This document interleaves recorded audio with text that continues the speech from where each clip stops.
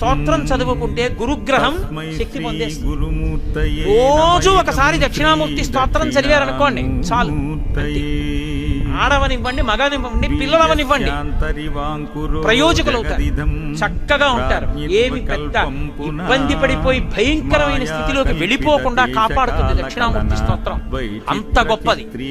దక్షిణామూర్తి దక్షిణాన్ని ఎందుకు చూస్తాడంటే ఆయన మృత్యుంజయుడు. ఆయన ఉత్తరాన్ని కూర్చుని దక్షిణాన్ని మృత్యువును గూర్చినటువంటి భయము లేనివాడు.